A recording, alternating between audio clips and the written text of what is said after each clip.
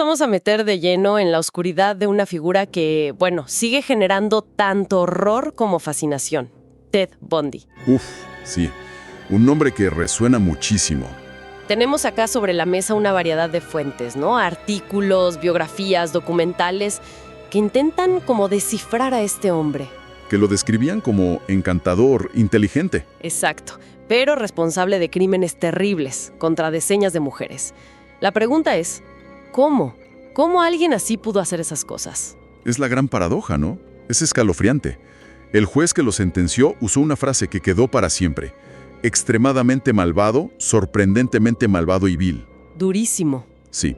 Y bueno, nuestra idea acá es explorar un poco lo que dicen las fuentes sobre su vida, sus crímenes, cómo lo atraparon, tratando de separar los hechos reales de, bueno, toda la mitología que se creó alrededor. Claro, porque décadas después el caso sigue generando debate, análisis, mucha curiosidad. Muchísima. Bueno, arranquemos por los orígenes, por ese hombre detrás de la máscara. Theodore Robert Cowell nació en el 46 en Vermont. Y ya desde el vamos, su inicio fue complicado. Madre soltera, el padre biológico, una incógnita. Sí, hay rumores bastante inquietantes sobre quién podría ser, ¿no? Incluso se mencionó al abuelo materno, aunque, bueno, sin pruebas concretas. Exacto. Son rumores, pero lo que sí sabemos es que esa complejidad inicial se sumó a un empeño bastante fundamental en su crianza. ¿Te refieres a que creció pensando que sus abuelos eran sus padres? Justamente. Creció en Filadelfia con los abuelos maternos, creyendo eso, y que su madre era su hermana mayor. Todo para evitar el estigma social de la época, ¿viste? ¡Qué fuerte! ¿Y cuándo se enteró de la verdad? Las fuentes sugieren que fue en la adolescencia. Se topó con su certificado de nacimiento, parece. Imagínate el golpe para su identidad en plena formación. Terrible. Y además, la figura de ese abuelo, Samuel Cowell, no parece haber sido muy positiva. Para nada. Los relatos lo pintan como autoritario, violento, racista. Se habla de maltrato a la abuela, a los animales, incluso de posible exposición de Bundy a material violento. O sea, un ambiente familiar para nada convencional o sano. Nada sano. De hecho, hay una anécdota un poco perturbadora, ¿no? De Bundy a los 3 años rodeando a su tía dormida con cuchillos. Difícil saber cuánto hay de cierto, pero suma a la imagen. Uf. Y después se mudan. Sí, su madre se lo llevó a Tacoma, Washington, como huyendo de esa atmósfera quizás. Allá se casó con Johnny Bundy, que adoptó a Ted. ¿Y la relación con el padrastro? Parece que fue distante. Según los relatos, Bundy lo consideraba como poco inteligente, de bajos ingresos. No había una conexión real. Entiendo. O sea, tenemos engaño, posible trauma temprano, relaciones familiares tensas, un cóctel complejo. Exacto. Patrones que a veces se ven en perfiles criminales, aunque, ojo, nunca son una explicación única ni una excusa, claro. Por supuesto. Bueno, avancemos a su juventud. Ahí empieza a construir como una fachada de normalidad, ¿no? Estudió psicología en la Universidad de Washington. Sí, y hasta lo aceptaron en facultades de Derecho. Parecía que iba por un camino, digamos, normal, exitoso. Pero ahí las relaciones personales empiezan a ser clave, ¿no? Muy reveladoras. Está el caso de Stephanie Brooks, este seudónimo de Diane Edwards, una compañera de la universidad. La que lo dejó por inmaduro. Él la abandonó abruptamente. Parece una venganza muy calculada. Y lo significativo es que muchas de sus víctimas posteriores compartían rasgos físicos con ella. Pelo largo, oscuro, universitarias. ¡Qué patrón tan claro! Y luego, Elizabeth Klufer, Meg Anders en su libro. Su pareja durante años mientras él ya cometía crímenes. Ella fue de las primeras en sospechar. Y llamó a la policía, ¿no? Aunque anónimamente al principio. Sí. Y lo más increíble es que él actuaba como figura paterna para la hija de ella. Es desconcertante esa dualidad. Totalmente. Y también estaba Carl Ann Boone. Otra figura importante, compañera de trabajo con quien tendría una relación intermitente y con la que se casaría después, en pleno juicio. Es que esa doble vida no era solo tenerla, sino cómo la manejaba. Exacto. Eso es lo más escalofriante que marcan las fuentes. Voluntario en una línea de prevención del suicidio, junto a Ann Rule, que después escribiría Un extraño a mi lado. Increíble. Y asistente en una comisión de prevención del crimen. Tenía acceso a datos Datos sobre ataques a mujeres. y hasta escribió un folleto sobre prevención de violaciones. O sea, usaba la normalidad, la respetabilidad como un camuflaje perfecto, una máscara. Hablemos ahora de la escalada de violencia, la que está documentada, entre el 74 y el 78, más o menos. Sí, ahí es donde todo explota públicamente. Los primeros ataques confirmados en Seattle ya muestran una brutalidad tremenda. La agresión a Johnny Lenz o Karen Sparks, que sobrevivió con secuelas graves. Exacto, en enero del 74. Y poco después, el asesinato de Linda Ann Healy, estudiante de la Universidad de Washington. Desapareció de su cuarto. Y ahí ya se ve su método, ¿no? Atacar en lugares supuestamente seguros, secuestrar. Sí, y una violencia desmedida. Golpes, a veces agresión sexual. Y ahí empieza a definirse su modus operandi característico. Ese que lo hacía tan peligroso y difícil de atrapar al principio. Claro, usaba su carisma, su atractivo físico, de forma muy calculada. Lo del brazo enyesado. El famoso brazo enyesado o en cabestrillo, sí, o fingir problemas con su Volkswagen amarillo. Pedía ayuda o la ofrecía para atraer a mujeres jóvenes. A veces también se hacía pasar por policía, ¿no? También, era un depredador que estudiaba a sus víctimas. Sabía cómo manipularlas para llevarlas a un lugar aislado, a su coche generalmente. Y una vez ahí, la secuencia era terrible. Golpearlas, atarlas, violarlas, asesinarlas. Usualmente por estrangulamiento. Sí, pero lo que realmente hiela la sangre, y que describen las fuentes con mucho detalle, es lo que hacía después del asesinato. ¿Te refieres a que volvía a los lugares? Volvía a las escenas del crimen, ¿sí? Y, bueno, practicaba la necrofilia con los cuerpos en descomposición. ¡Qué horror! Y decapitó al menos a una docena de víctimas. Guardaba las cabezas y objetos personales como trofeos en su departamento. Eso habla de un nivel de sadismo, de necesidad de posesión, que va más allá del simple acto de matar. Totalmente. Es una ventana a una mente profundamente perturbada. Un control absoluto sobre la víctima, incluso después de muerta. Y esta ola de violencia no se quedó solo en Washington, se expandió rápido. Sí, Washington, Oregón. Y luego, cuando se mudó a estudiar Derecho a Utah, en otoño del 74, simplemente cambió de escenario. Ahí desaparecieron Nancy Wilkes, Melissa Smith, Laura Aimee. Exacto. Intentó secuestrar a Rhonda Stapley, que sobrevivió pero no habló por décadas, y a Carol Darronch. Carol Darronch, ella fue clave, ¿verdad? Logró escapar. Importantísima. Logró escapar de su coche y lo identificó después. Su testimonio fue crucial. Y esa misma noche que intentó secuestrarla, desapareció Debbie Kent. Y de Utah pasó a Colorado en el 75. Sí, Karen Campbell, asesinada en Aspen. Julie Cunningham. Denise Oliverson. Cuerpos que nunca aparecieron. Incluso Idaho, una niña de 12 años. Lynette Dawn Colbert. Terrible. Su cuerpo tampoco fue encontrado. ¿Cuántas víctimas se cree que hubo al final? Porque él confesó algunas, pero... Él confesó entre 30 y 36 homicidios en 7 estados, justo antes de la ejecución. El FBI confirmó esas 36. Pero la mayoría de los expertos y muchas fuentes creen que el número real podría ser mucho, mucho mayor. Más de 100. Se especula que sí, quizás más de 100. Y siempre queda la duda de si empezó antes. El caso de Anne Marie Buer, en 1961, cuando Bundy tenía solo 14 años. Él siempre lo negó. Es increíble pensar en esa escala. ¿Y cómo lograron detenerlo finalmente, si era tan escurridizo? Bueno, el primer arresto importante fue en Utah en agosto del 75. Un patrullero lo paró por conducción sospechosa. Nada que ver con los asesinatos directamente en ese momento. ¿Y qué encontraron? Al revisar su VW, el patrullero encontró cosas raras. Una máscara de esquí, esposas, una palanca, cuerdas.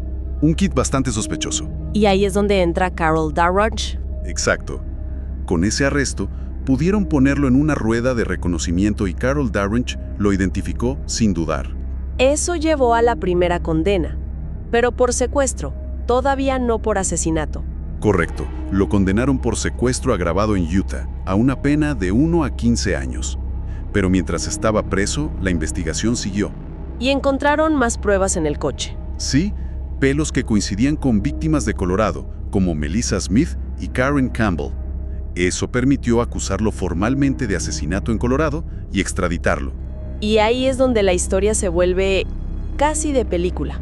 Las fugas. Se escapó 2 veces. Es increíble, ¿no? La primera fue en junio del 77 en Aspen, Colorado. Estaba en la biblioteca del juzgado preparando su propia defensa. Decidió defenderse a sí mismo. Sí, y eso le permitió estar sin grilletes ni esposas. Así que, simplemente, aprovechó un momento.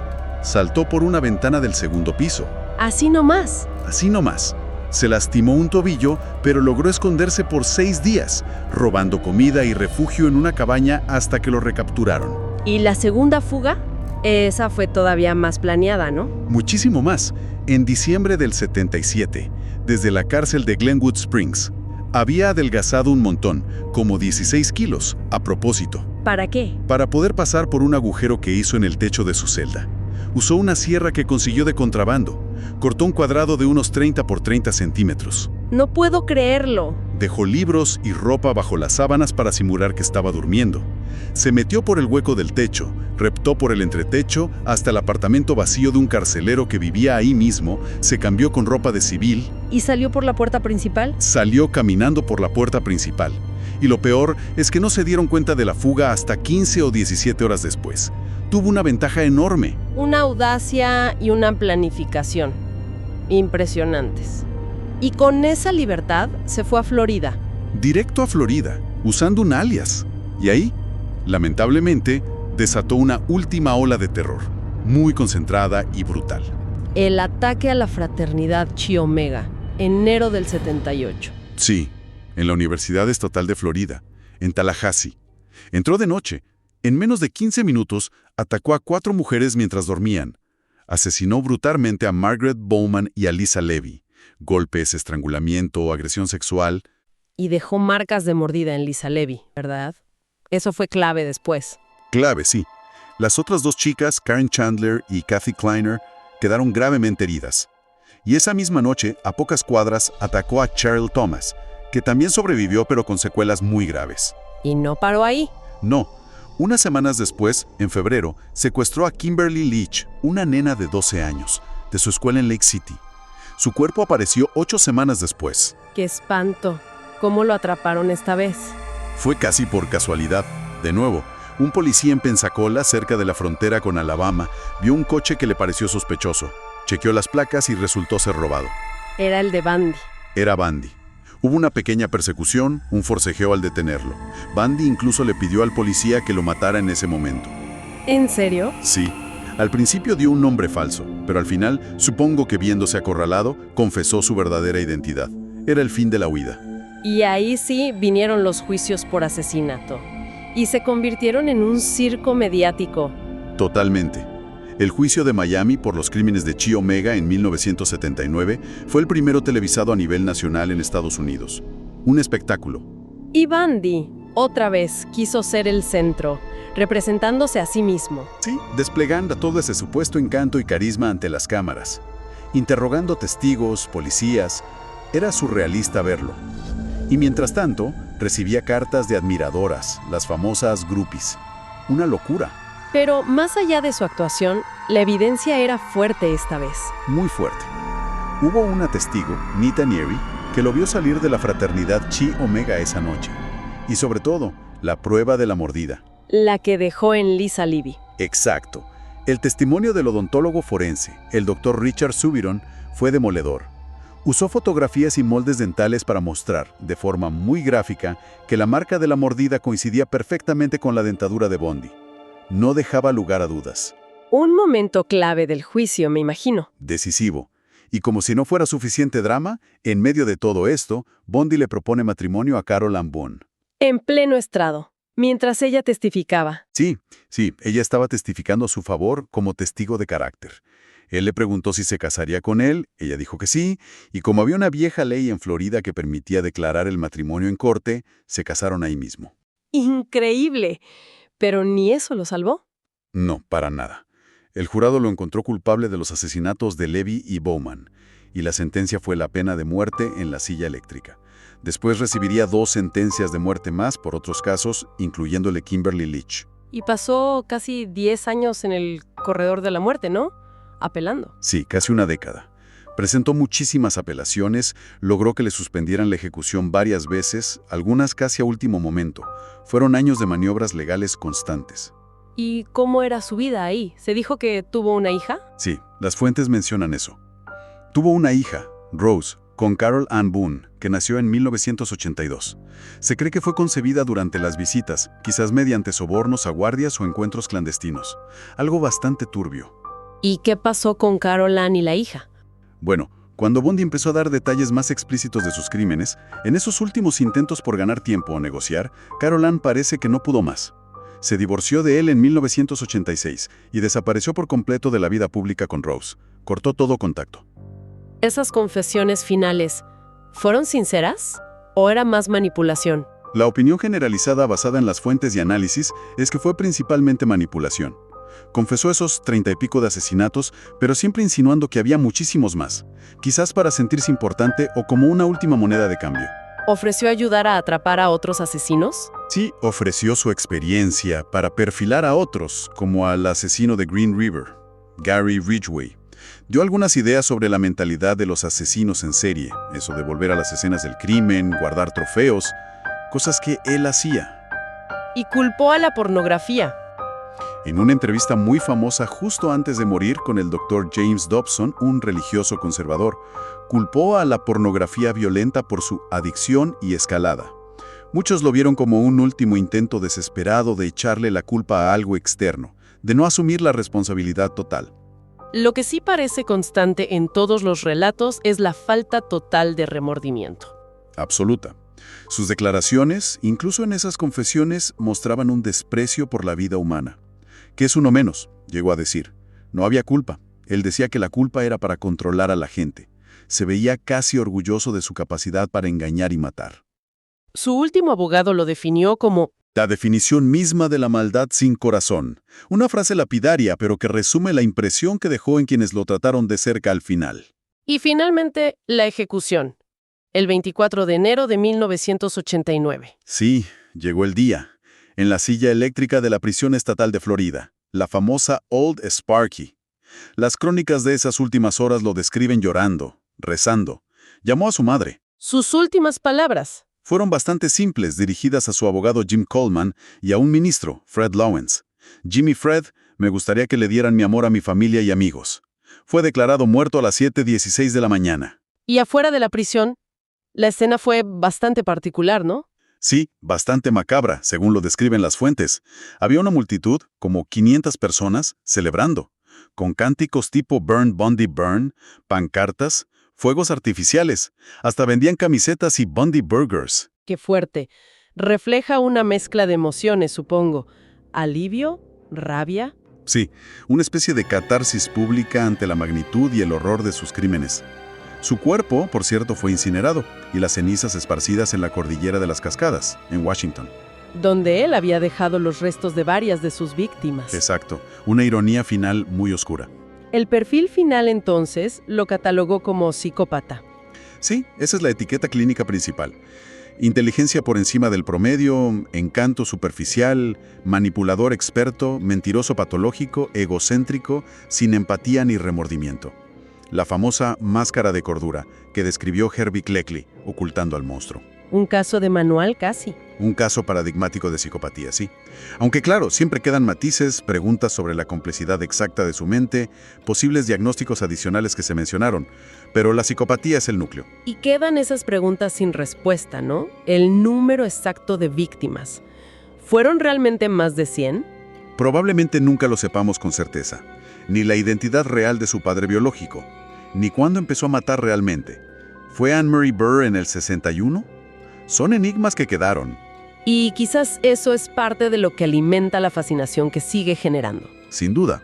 El caso sigue vivo en libros, documentales como el de Netflix, conversaciones con un asesino, películas. La de Zac Efron, Extremely Wicked, Shockingly Evil and Vile. Exacto. Y siempre está el debate. ¿Se está glorificando al asesino o se intenta entender, advertir? Es interesante que Kathy Kleiner, una de las sobrevivientes de Chi Omega, dijera que la elección de Efron fue acertada. ¿Por qué? Porque justamente reflejaba ese carisma, ese atractivo engañoso que Bundy usaba también. Ayudaba a entender cómo pudo engañar a tanta gente. Es que esa es la lección más inquietante, ¿no? Cómo el mal puede esconderse detrás de una fachada tan normal, tan atractiva, La dificultad para aceptar que esas dos caras, el hombre encantador y el monstruo brutal, podían coexistir en la misma persona. Ese es el núcleo del enigma, ¿sí? Y quizá la reflexión final que nos dejan todas estas fuentes es justamente sobre nuestra percepción. ¿Cuánto podemos fiarnos de las apariencias? Había señales que se pasaron por alto. O quizá la naturaleza de este tipo de maldades, por definición, muy difícil de detectar hasta que ya es demasiado tarde. Y como sociedad, ¿cómo balanceamos esta fascinación casi morbosa que generan estos casos con el respeto y la memoria que merecen las víctimas, sus familias? Es un equilibrio muy delicado, sin duda. Una pregunta difícil para cerrar.